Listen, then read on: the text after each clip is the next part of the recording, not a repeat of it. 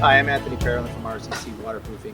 One of the biggest questions that we get are customers calling us asking us, what does it cost to do exterior waterproofing? Well, here's the thing. It's a very difficult thing to assess a job over the phone for many reasons. We have to take into consideration the area that we're excavating. Is it a confined space? Is there room to fully excavate and properly store the soil beside the excavation hole?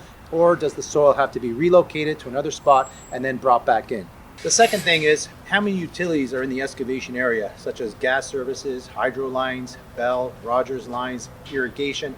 All these items have an effect on the time frame of doing the project. Another factor is the excavation depth, meaning some excavations could be at a 4-foot elevation, some could be at a 9-foot elevation. Obviously, this is going to change the amount of excavation required and the type of shoring that's needed in order to continue this project. Also, another thing that needs to be determined is the soil conditions. Are we digging a sandy soil-based property, clay-based, aggregates, stones?